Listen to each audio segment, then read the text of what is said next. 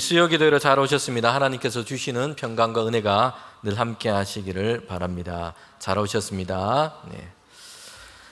네, 오늘 우리는 이 본문에서 야곱의 생애 가운데 가장 중요한 사건을 하나 보게 됩니다. 그의 삶과 인생에서 아주 결정적인 사건이라 할 수 있습니다. 오늘 예배하시는 여러 성도님들께서 내 인생에서 정말 중요하고 결정적이다, 이런 사건 하면 어떤 것이 떠오르게 됩니까? 야곱의 인생에서는요, 그가 하나님을 만난 사건이었습니다. 사람들의 인생에서 결정적인 사건은요, 그가 하나님을 만난 것입니다. 야곱의 인생 가운데 두 번의 중요한 사건이 있습니다. 먼저는 오늘 본문에 나오는 그가 베델에서 광야 같은 곳에서 홀로 돌베개를 베고 잘 때에 하나님을 만난 것입니다. 하나님의 이 약속의 말씀을 야곱이 직접 그렇게 듣게 된 것입니다. 두 번째는요, 이 외삼촌 라반의 집에서 피했다가 그의 생활을 다 마감하고 이제는 고향 땅으로 돌아갈 때입니다. 그때 형 에서가 400명이나 되는 이 종들을 데리고 지금 야곱을 그렇게 만나러 오고 있는 것입니다. 동생을 맞이하는데 400명을 종을 거느리고 온다라는 것은 무슨 뜻일까요? 아버지를 속이고 자기가 받아야 할 이 축복 기도를 가라챈 이 야곱에 대한 그 감정, 이것이 원한이 아직 해결되지 않은 것입니다. 그래서 그 일에 대해서 아직 적대감이 풀리지 않아서 그런 마음으로 지금 동생 야곱을 만나러 오고 있는 것입니다. 이때 야곱은요, 약복강에서 밤이 새도록 하나님의 천사와 씨름을 하게 됩니다. 그리고 하나님의 약속을 다시 듣게 됩니다. 이 두 가지 사건은요, 야곱 인생 전체로 봤을 때에 정말 그의 인생 가운데 결정적인 사건이었습니다. 그가 하나님을 만났고 하나님으로부터 약속의 말씀을 들었습니다. 이것으로 야곱은 그가 처한 이 상황을 넘어서서 새로운 비전과 새로운 힘을 얻어서 앞을 향해 나갈 수 있었던 것입니다. 성도 여러분, 오늘 우리 인생 가운데 결정적인 것은요, 우리의 삶의 상황 가운데서 하나님을 만나는 것입니다. 하나님의 약속의 말씀을 우리가 듣고 받게 되는 것인 줄 믿습니다. 야곱은 가장 어려울 때에 이 가장 결정적인 그 은혜를 경험했던 것입니다. 그때 하나님을 만났고 하나님의 약속의 말씀을 그때 들었던 것입니다. 오늘 우리 삶에서 어렵고 춥고 힘들고 이런 광야와 같은 이 겨울의 시간을 보내고 있는 성도가 있다면요, 그때가 바로 하나님을 찾고 만날 때라는 것을 우리가 기억하기를 바랍니다. 우리와 함께 하시고 우리를 건지시고 우리를 인도하시는 그 하나님의 은혜 얻게 되기를 원합니다. 먼저 오늘 본문에 나오는 이 야곱, 그 야곱은요, 지금 자기가 생각했던 대로 그의 인생이 지금 그렇게 가고 있지 않은 이런 상황을 지금 마주하고 있다는 겁니다. 지난 야곱의 하나님 말씀을 전할 때에 야곱이 드디어 아버지의 이 축복 기도를 받아냈다고 그렇게 말씀을 전했습니다. 어머니 리브가와 함께 이 야곱이 원팀이 되어가지고요, 아버지를 속이고 장자에게 주는, 이 맏아들에게 주려고 했던 이 축복 기도를 동생인 야곱이 대신해서 그냥 받아내었던 것입니다. 야곱은 형 에서인 것처럼 몸에 양털을 발랐습니다. 그리고 형 에서인 것처럼 목소리도 흉내를 냈습니다. 근데 성대모사는 좀 엉성했습니다. 그래가지고 아버지 이삭이 알아챌 뻔했는데 이 위기 상황을 잘 넘겨서 이제 아버지 이삭이 눈이 어두웠는데 아버지를 속이고 그렇게 축복 기도를 받아낸 것입니다. 늙은 아버지를 속이는 것이 결코 정당한 일이 아니었고 옳지 않은 일이라는 것을 모르는 바가 아니었습니다. 그러나 야곱은요, 아버지가 장자에게 주는 그 축복을 받아내야 되겠다는 이런 생각이 가득했습니다. 옆에서는 어머니 리브가가 방패막이가 되어주기도 했습니다. 그래서 무슨 수를 써서라도 장자에게 주는 그 축복 기도를 내가 받아야 되겠다, 이런 마음이었던 겁니다.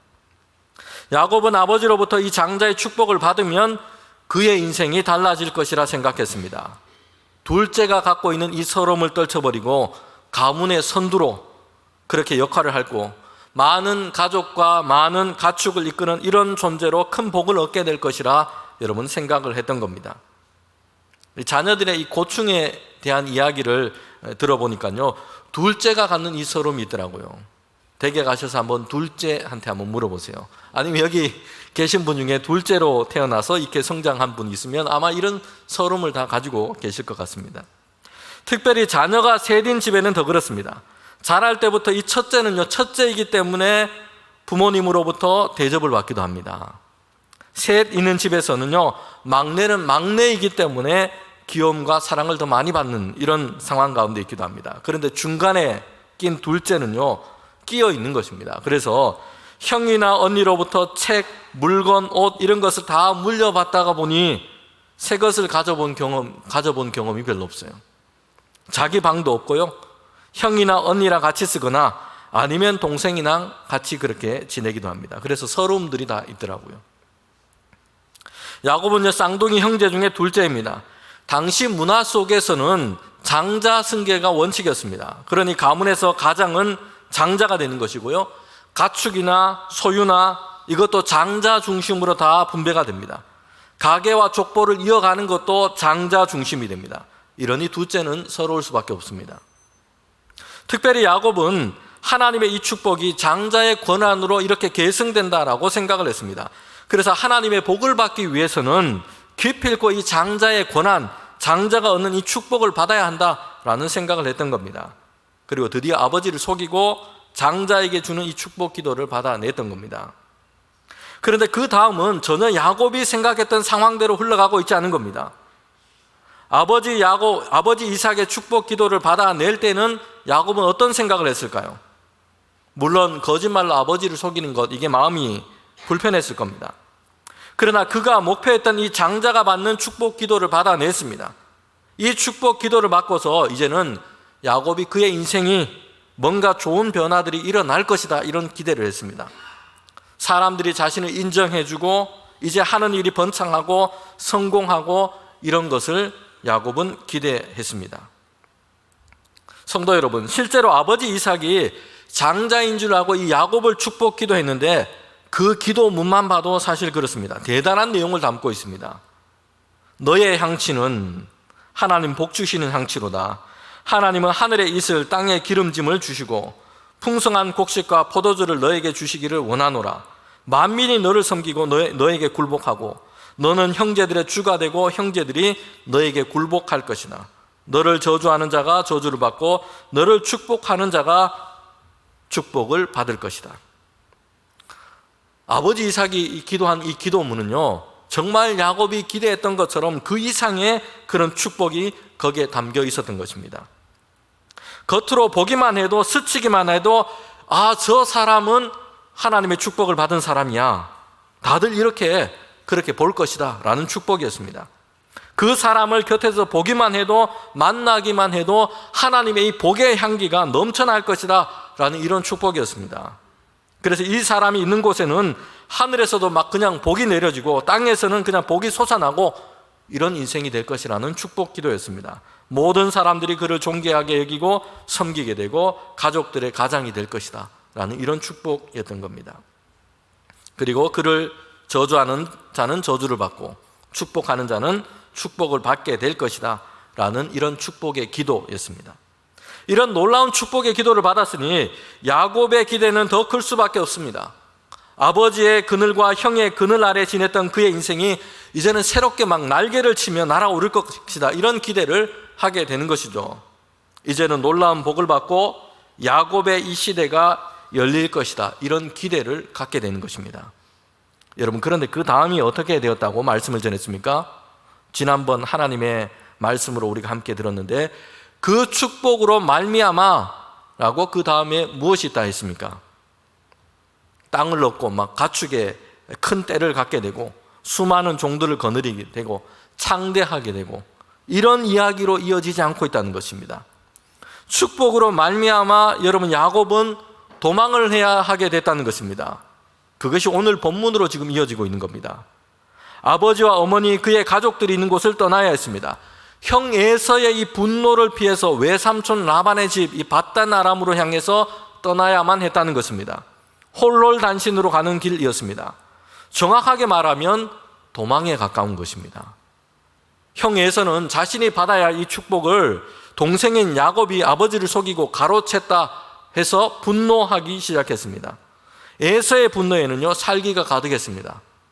기회를 얻어서 동생 야곱을 내가 죽이고야 말겠다라는 것이었습니다. 그래서 어머니 리브가는 야곱을 재촉해서 이제 외삼촌 라반의 집으로 속히 떠나도록 한 것입니다. 며칠만 머물다 오도록 해라 라는 이런 생각이었지만 그 기간은 무려 20년 넘도록 집을 떠나서 돌아오지 못하게 된 것입니다. 축복 기도를 받고요. 그 다음에 야곱의 인생은 전혀 승승장구가 아니었다는 것입니다. 야곱의 계획, 야곱의 생각은요, 축복 기도 이후에 승승장구하고 이런 것을 생각했습니다. 그래서 악착같이 꾀를 내고 속이고 이렇게 해서 축복 기도를 받아냈어요. 그런데 축복 기도 다음 장면은요, 야곱이 홀롤단신으로 밧단 아람을 향해서 도망하는 것이었습니다. 오늘 본문에서 보는 것처럼 광야같이 험하고 척박한 길을 가다가 날은 어두웠고요, 이제 너무 지쳐가지고 돌을 베개로 하고 지금 잠을 자고 있다는 것입니다. 야곱이 생각했던 기대, 야곱이 마주하고 있는 현실은 이 둘 사이가 너무 다른 것이에요. 야곱이 생각했던 이 기대와는요, 야곱이 지금 마주하고 있는 현실은 그 간격이 너무나 큰 것입니다. 전혀 생각 밖의 상황과 현실을 야곱은 마주할 수밖에 없었다는 것입니다. 우리 얼마 전에 이 추석 명절을 보냈는데요, 우리나라에서 이 추석 또 설날 명절하면 가장 먼저 떠오르는 것이 있습니다. 이게 뭐냐면 차량 행렬, 교통체증 이런 것이 떠오르게 됩니다. 명절 연휴가 시작할 때부터 해서 그래서 텔레비전이나 이 라디오에서 보면요, 뉴스에서 연일 방송하는 것이 있습니다. 귀성길 또 귀경길 이 시간 교통 정보인 겁니다. 요즘 그래서 명절을 보내면서 요즘은 가족 여행을 많이 가기도 하고요. 그리고 도로가 많아져 가지고 이 교통 체증이 그래서 전반적으로 예전에 비해서 훨씬 더 덜해졌습니다. 그럼에도 평소보다는 이 차량이 많고 체증이 생기기 마련입니다. 그런데 이번에 이런 일이 있었다고 합니다. 사람들이 다 요즘 내비게이션 이용해서 다 이제 길을 가지 않습니까? 내비게이션은 실시간으로 이 교통량을 다 파악해서 막히지 않은 길로 그렇게 안내를 해줍니다. 그리고 요즘은 더 기술이 더 발전했어요. 그래서 지금 내비게이션을 가지고 길 안내를 받는 이 차량들이 많은데 데이터를 다 분석해서 이제 안내를 해주는 겁니다. 그래서 그 길도 다 분산해서 그렇게 가도록 그렇게 기능을 다 하고 있다고 합니다. 그러니 사람들은 내비게이션을 이용하면 덜 막히는 길, 빠른 길, 편한 길로 갈 수 있을 것이다, 이런 기대를 다 가지고 지금 내비게이션의 안내를 따라서 가게 되는 것입니다. 그런데 이번 추석 때 이런 일이 일어났습니다. 내비게이션 안내를 따라서 이제 가고 있는데 막히는 고속도로를 빠져나가도록 했습니다. 국도로 안내해서 이제 다 따라가게 됩니다. 빠른 길, 안 막히는 길로 안내해 줄 것이라 이래 생각을 하면서 잘 따라갔는데, 그러다가 많은 차량들이 어디로 갔냐면 시골의 농로로 지금 가게 됐다는 것이요. 여러분, 거기에서 5시간 갇혀 있었던 이런 경우들도 있었다고 합니다. 전국에 이런 일이 많이 일어났던 것입니다. 내비게이션의 안내를 받으면 안 막히고 빠르고 편한 길로 갈 것이다 이렇게 생각했는데, 그러다 가다 보니까 논두렁길이었고요, 거기에서 오도 가도 못하고 지금 하늘에는 둥근 달이 뜨고 말았습니다. 논두렁 위에 덩그런 달이 떠 있는 것입니다. 여러분, 얼마나 당황했을까요? 그리고 얼마나 속으로 지금 막 이렇게 속이 막 그냥 끓어올랐을까, 이런 짐작을 하게 됩니다. 야곱이 마주한 상황은 지금 그런 것입니다. 아버지의 축복의 기도만 받아내면 뭔가 자신이 기대하는 어떤 새로운 상황, 새로운 길이 열릴 것이라 생각했습니다. 그런데 생각과는 달랐던 것입니다. 아버지 집을 도망치듯 떠나야 했고 혼자 되고 말았습니다. 거칠고 험한 길을 걸어서 이제 광야 같은 곳을 지나가는 것입니다. 외삼촌 집이 있는 밧단 아람까지 그렇게 가야 했던 것입니다. 성도 여러분, 우리가 살면서 야곱과 같은 이런 경험을 자주 합니다. 시험만 합격하면, 대학만 들어가면, 결혼만 하면, 직장만 얻으면, 내 집만 마련되면, 자녀들만 결혼시키면, 여러분, 이렇게 뭐만 하면 이렇게 우리가 말을 하지 않습니까? 그리고 그렇게 되기만 하면 그 다음에는 다 평안하고 아무 걱정 없을 것 같고 꽃길을 걷는 것처럼 이렇게 지낼 것이다, 이렇게 기대를 당장에 하게 됩니다. 그런데 생각과 다른 이 현실을 마주할 때가 얼마나 많습니까? 야곱은 아버지를 속이며 축복 기도를 받았는데, 그러면서 기대했던 것, 생각했던 것과는 너무 다른 현실을 마주하게 된 것입니다. 창세기 28장 10절부터 11절에 이렇게 말씀하고 있습니다. 야곱이 브엘셀바를 떠나 하란으로 향하여 가더니 한 곳에 이르러 해가 진지라 거기서 유숙하려고 그곳에 한 돌을 가져다가 베개로 삼고 그렇게 누워 자더니, 지금 야곱이 처한 이 상황이 여러분 그려지십니까? 제대로 준비도 못하고 지금 떠난 겁니다. 급하게 아버지 집을 떠나야 했습니다. 그러면서 형 에서와 이 사람들이 지금 자신을 죽이려고 지금 쫓아오지는 않을까, 허겁지겁 그 험한 길을 그렇게 도망하듯이 막 그렇게 가는 것입니다. 마음도 몸도 지칠 대로 지쳐 있는 것입니다. 해가 지는데 그냥 거기에 그냥 주저앉고 그냥 누워서 잠을 자고 있다는 것입니다. 버려진 듯 놓여있는 그 돌 하나를 취해서 머리에 베고 지금 잠을 자고 있는 것입니다. 성도 여러분, 이 야곱은요, 집 떠나서 생활하는 것을 별로 좋아했던 인물이 아니에요. 집에 머무는 것을 좋아했습니다. 형 에서는 들판에 다니면서 막 사냥을 하고 야영을 하고 이런 걸 좋아했을지 모르지만, 야곱은 그냥 장막 안에 머무는 것을 좋아했습니다. 우리 여기 계신 분 중에도 밖에서 캠핑하고 이런 거 좋아하시는 분들 계시잖아요. 근데 저 같은 사람한테 물으면 집이 편한데 왜 나가냐 이렇게 생각을 하는 분들이 얼마나 많습니까? 여러분, 야곱이 그런 유형이에요. 집 떠나서 생활해 본 적이 별로 없어요. 그냥 장막에 머물러서 사는 것을 좋아했고 편안하게 그렇게 생각했던 사람이었습니다. 야곱은 지금까지 집을 떠나서 이렇게 유숙했던 이런 경험들을, 이것을 좋아하지 않았던 사람입니다. 편하고 익숙한 잠자리와는 전혀 먼 곳에, 전혀 다른 상황 가운데 그는 놓여 있는 것입니다. 여러분, 당시 상황을 생각했을 때는요, 들짐승이나 도적들이 나타나서 그 목숨을 위태롭게 할 수 있는 이런 위험 가운데서 그는 잠을 자고 있다는 것입니다. 우리가 이 본문을 읽으면서 우리의 짐작과 생각을 벗어나 있는 두 가지가 있습니다. 먼저는 지금 야곱이 걷고 있는 그 길이 거리가 어느 정도 되느냐, 그 길이 얼마나 먼가 하는 것입니다. 야곱이 지냈던 아버지 장막이 있던 곳은요, 브엘셀바였습니다. 그리고 이제 걸어서 외삼촌 라반의 집에 가는데 하란 땅입니다. 밧단 아람이라고 합니다. 여러분, 그 거리는요, 오늘날 잘 닦여진 그 길, 그 거리로만 해도 거의 800km에서 1000km 정도로 예상을 하고 있습니다. 지금 자동차가 잘 다닐 수 있는 반듯하게 닦여진 그 길로만 해도 여러분 그 정도 거리가 된다는 것입니다. 그러니 야곱 당시에는요, 걸어서 가야 하고 자연적인 이 장애물들이 얼마나 많습니까? 그러니 그 거리는 훨씬 더 멀다는 것이요. 안전하게 그 먼 거리를 걸어서 잘 도착할 수 있을지도 사실 보장하기 어렵습니다. 그렇게 잘 도착한다고 하더라도 여러분 그 시간은 정말 상당할 것으로 생각할 수 있습니다. 두 번째, 우리의 생각보다 벗어나 있는 것이 또 한 가지 있는 것인데요, 우리가 짐작하는 것보다 훨씬 더 벗어나 있는 이런 것이 한 가지 있습니다. 지금 야곱의 나이가 어느 정도 될 것인가 하는 것입니다. 여러분, 지금 아버지 집을 떠나서 야곱이 외삼촌 집으로 가고 있는데요, 이때 나이가 어느 정도 될 거라 생각이 됩니까? 뭐 정확하지는 않더라도 이 정도 될 것이다 생각하는 나이가 어느 정도 될 것이라 생각됩니까? 아마 많은 사람들이 소년이나 아니면 청년기를 이렇게 생각할 것입니다. 그래서 엄마 말 듣고서 아버지 속이고 이제 형 장자권 빼앗아서 이렇게 하다가 지금 도망가고 있다, 이런 생각을 합니다.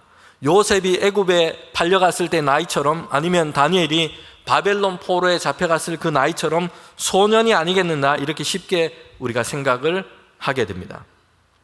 그런데 창세기 27장에 보면 아버지 이삭이 연로해서 지금 눈이 어두워져서 그렇게 축복을 하려고 하는 그때가 있는데요, 그때 이삭의 나이가 여러분 137세입니다. 그러니 이 아버지 이삭과 야곱의 이 나이 차이를 계산해 보면 야곱의 나이는 지금 무려 77세 정도 되게 됩니다.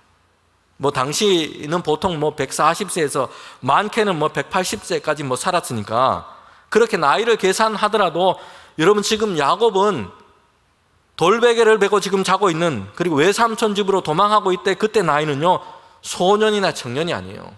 장년인 겁니다. 장년. 지금까지 엄마가 해주는 밥 먹고 편안하게 그렇게 살아왔던 그 세월이 너무나 길었던 것입니다. 그런데 이제 와서 지금 노숙을 하게 된 겁니다. 돌베개를 베고 혼자서 잠을 자고 있는 것입니다. 축복 기도를 받고 나면 광고에 나오는 것처럼 이제 침대는 과학이다, 흔들리지 않는 편안함, 이런 좋은 잠자리에서 더 편안하게 잘 지내고 그의 삶의 형편이 업그레이드 될 줄 알았어요. 근데 생각 밖에 집을 떠나서 유숙하게 됐고요, 돌베개를 지금 베고 자고 있다는 것입니다. 성도 여러분, 야곱은 자신의 생각과 기대와는 전혀 다르게 돌베개를 베고 광야 같은 길에서 지금 유숙하고 있는 것입니다. 여러분, 그런데 그때 그의 인생을 결정짓는 아주 중요한 사건이 야곱에게 일어나게 된 것입니다. 성도 여러분, 우리는 내 기대대로, 내 생각대로 되지 않아서 실망하게 됩니다. 하나님 왜 이러십니까? 라고 따져 묻고 싶을 때도 참 많습니다. 그런데 야곱의 인생을 보세요. 그때 오히려 하나님은 우리의 인생에서 새로운 차원, 새로운 길이 열리는 놀라운 은혜의 일을 행하고 계시다는 겁니다. 여러분, 야곱은요, 한편에서는 실망이 가득해서, 한편에서는 그냥 몸과 마음이 다 지치고 피곤해서 그렇게 잠이 든 것입니다. 그런데 그때 야곱은 꿈의 환상을 보게 됩니다.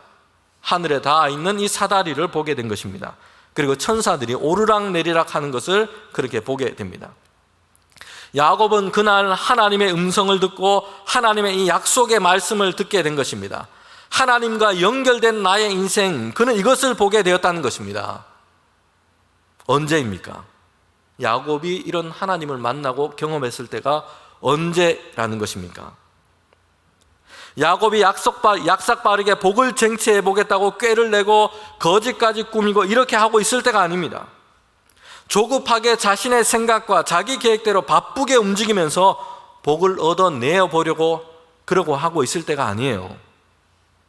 아버지와 어머니 집에서 이제는 떠나야 했고 도망해야 했고 광야 같은 길에서 유숙하고 있을 때였습니다.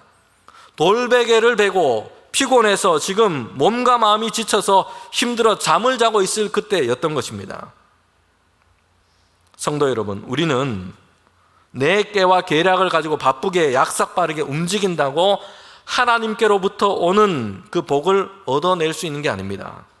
인간적인 조급함과 인간적인 방법으로 하나님께로부터 오는 이 복을 받아보겠다고 그렇게 해서 하나님이 약속하신 이 복을 쟁취해낼 수 있는 것이 아니에요.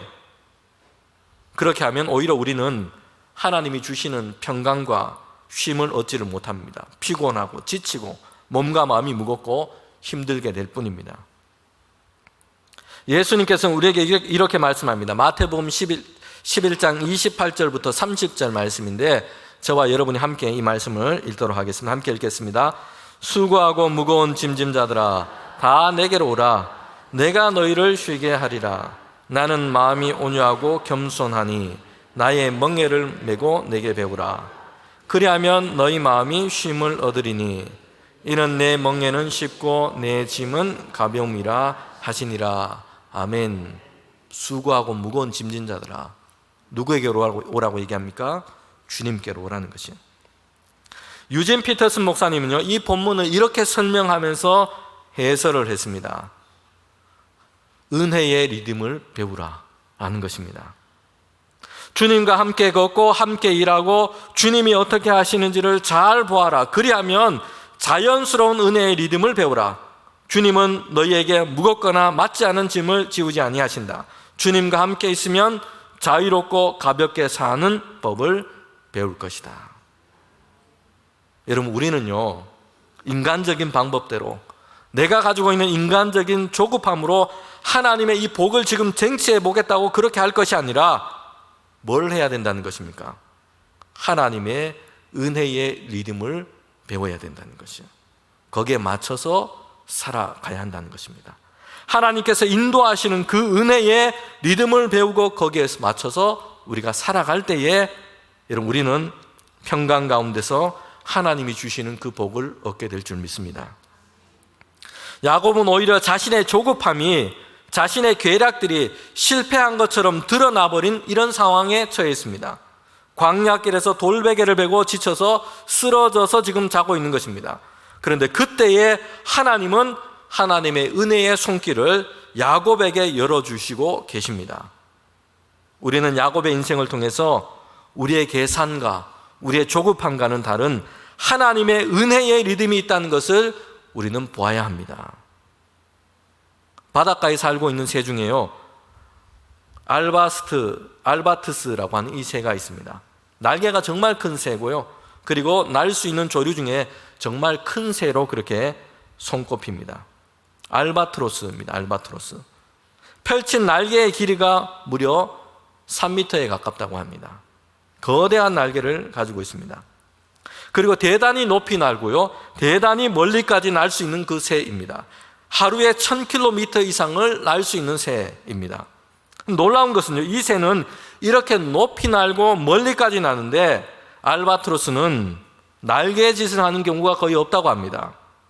그런데 어떻게 높이 날고 어떻게 멀리까지 날 수 있겠습니까? 이 새는요, 바람이 불 때 그 바람을 타고 하늘을 나는 것입니다. 바람의 힘을 타고 날아가는 것입니다. 자신의 날개짓이 아니라 바람의 힘으로 더 높은 곳까지 올라가고 더 멀리까지 날 수 있는 것입니다. 우리는 내 힘이나 나의 리듬이 아니라 하나님의 은혜의 손에 맡기고 하나님의 힘을 의지해야 합니다. 하나님의 은혜의 그 리듬을 배우고 그 리듬에 맞춰서 하루하루를 열어가는 것이 여러분 하나님이 주시는 복 있는 삶인 줄 믿습니다. 야곱은요, 지금 돌베개를 베고 광야 같은 곳에서 유숙을 하고 있습니다. 앞으로 얼마를 가야 하고 또한 몇 년을 더 가야 할지 모릅니다. 그리고 몇 날을 가야 할지도 몰라요. 그리고 안전하게 도착할 수 있을지도 모릅니다. 독충과 들짐승과 도적들이 출몰할 수도 있는 그런 길을 가고 있는 것입니다. 그런 곳에서 야곱은 홀로 되고 말았다는 것이요. 그리고 바닥에 누워서 잠을 자고 있습니다. 야곱의 인생에서 지금까지 맞이했던 수많은 날 중에서 지금 가장 바닥에 지금 떨어져 있는 것입니다. 그러나 그날 야곱은 그의 인생을 향한 하나님의 은혜의 리듬이 무엇인지 이것을 그는 경험하게 된 것입니다. 그날이야말로 야곱은 그의 인생 가운데 가장 중요한 전환점을 경험하게 된 것입니다. 왜냐하면 그날 야곱의 인생 가운데 하나님께서 주시는 그 은혜의 약속이 열렸고 하나님의 문, 하늘의 문이 그 위에 열렸기 때문입니다.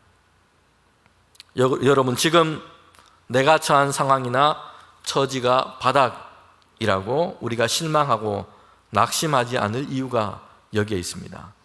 그 바닥에서 하나님은 사람에게 은혜의 문을 열어주시는 것입니다. 그리고 그에게 하늘 문을 여시고 하나님의 언약과 복의 약속을 듣도록 하시는 것입니다. 사람이 자기가 바쁠 때는요, 자기 야망으로 지금 바쁠 때는 잘 듣지를 못합니다. 그러나 야곱처럼 오히려 홀로 남겨지고 바닥에 누웠을 때에 그때 분명하게 듣게 되는 반전이 있을 겁니다. 하나님의 명령을 듣지 않고 도망했던 요나도 그랬어요. 선지자 요나가 그렇지 않습니까? 하나님 말씀을 어기고 지금 다른 곳으로 도망하고 있습니다. 그는 어디에서 강권적인 하나님의 은혜의 역사를 경험하고 하나님을 다시 찾게 되었습니까? 요바로 내려가고 배미창으로 내려가고 바다로 내려가고 결국에는 물고기 뱃속까지 내려갔어요. 완전히 내려갈 대로 내려가서 수월의 뱃속 같은 곳, 죽음의 뱃속까지 내려갔다 생각했습니다. 그런데 거기에서 요나를 붙드시고 그의 인생을 세우시는 하나님의 그 손길을 요나는 보게 된 것입니다. 성도 여러분, 바닥에 누웠을 때 그때 오히려 하늘이 열리게 될 줄 믿습니다. 야곱은 그때 꿈의 환상 중에 하늘이 열리는, 그리고 하늘에 닿아 있는 사다리를 보게 된 것입니다. 천사가 오르락 내리락 하는 것을 보았습니다. 야곱의 인생은 홀로 버려진 것이 아니라 하나님과 연결되어 있었습니다. 그리고 하나님께서 그에게 말씀하십니다. 야곱의 인생을 향한 하나님의 복의 선언이었습니다. 우리가 창세기 28장 13절부터 15절 말씀인데 함께 이 말씀을 마지막으로 읽도록 하겠습니다. 함께 읽겠습니다. 또 본즉 여호와께서 그의 위에 서서 이르시되 나는 여호와니 너의 조부 아브라함의 하나님이요 이삭의 하나님이라. 내가 누워있는 땅을 내가 너와 내 자손에게 주리니 내 자손이 땅에 티끌같이 되어서 내가 서쪽과 동쪽과 북쪽과 남쪽으로 퍼져나갈지며 땅의 모든 족속이 너와 내 자손으로 말미암아 복을 받으리라. 내가 너와 함께 있어 내가 어디로 가든지 너를 지키며 너를 이끌어 이 땅으로 돌아오게 할지라. 내가 내게 허락한 것은 너를 떠나지 아니하리라 하신지라. 아멘. 하늘에 닿은 이 사다리는 사람이 땅에서 세운 것이 아닙니다. 하늘로부터 땅으로 내려와 있는 것입니다. 사람의 어리석은 탐욕은 바벨탑을 쌓았습니다. 하늘까지 닿도록 쌓겠다 했지만 이룰 수 없는 야망이요, 이룰 수 없는 실패였습니다. 오히려 하나님은 진노 아래서 그들을 다 흩어지게 했습니다. 야곱이 본 이 사다리는요, 하늘로부터 내려온 사다리인 것입니다. 하늘과 땅을 연결하고 있습니다. 하나님과 야곱을 지금 만나게 하고 있는 것입니다. 하늘로부터 내려온 이 사다리는요, 하나님의 은혜와 돌봄이 야곱을 향해서 지금 내려오고 있음을 보여주고 있습니다. 하나님이 주시는 복은 사람의 수단과 방법으로 올라가서 얻을 수 있는 것이 아니에요. 하나님께서 그 은혜로 우리에게 내려주시는 것입니다. 종교개혁자인 루터나 칼뱅은 이 사다리가 바로 예수 그리스도를 의미하는 것이라고 적절하게 설명해 주고 있습니다. 인간이 쌓은 탑을 통해서 하나님께로 우리는 나아갈 수 없습니다. 하나님께서 예수 그리스도를 사람의 몸으로 오게 하셨고 예수 그리스도를 통하여 하나님의 은혜 앞으로 나아갈 수 있도록 우리에게 은혜를 베풀어 주신 것입니다. 특별히 하나님은 삶의 고독과 실패, 척박한 바닥에 누워 지쳐있는 그 야곱을 향해서 하나님이 야곱을 만나러 내려오신 것입니다. 야곱의 인생 가운데 하나님은 내려오신 것입니다. 야곱과 함께 하시기 위해서였습니다. 그와 교제하시고 그의 인생을 인도하여 주시기 위해서였습니다. 이것이 하나님께서 우리 인생을 향해 주신 가장 큰 복인 줄 믿습니다. 소출과 소산이 많아지는 것이 전부가 아니고요, 가축과 땅이 많고 넓어지는 것이 전부가 아닙니다. 복의 근원 되신 하나님께서 우리의 인생 가운데로 오신 것, 여러분, 이것이 가장 큰 축복인 것입니다.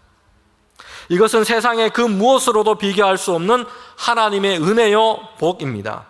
하나님은 야곱이 생각하는 것보다 훨씬 더 크고 훨씬 더 귀한 복을 예비하고 계셨습니다. 그것은 아브라함의 하나님, 이삭의 하나님으로만이 아니라 이제 야곱의 하나님으로, 나의 하나님으로 복의 근원 되시는 하나님을 그가 만나는 것이었습니다. 여러분, 그리고 야곱이 하나님이 인도하시는 삶이요, 하나님과 동행하는 인생으로 세워지도록 하시는 하나님의 은혜를 그에게 주신 것입니다. 오늘 우리 모두가 때로는 돌베개를 베고 누운 것처럼 느껴질 때에도 오히려 그때에 지금까지 세상과 나의 리듬이 아니라 이제 하나님의 은혜의 리듬을 배워가는 우리 모두가 되기를 원합니다. 하늘로부터 내려오는 은혜의 사다리가 우리를 향해 있음을 보고 인도하시는 하나님을 찾고 만나서 새 힘 얻게 되기를 원합니다. 하나님께로부터 새 힘 얻고 그 은혜의 리듬을 타고 날마다 독수리 날개치며 올라가게 하실 줄 믿습니다.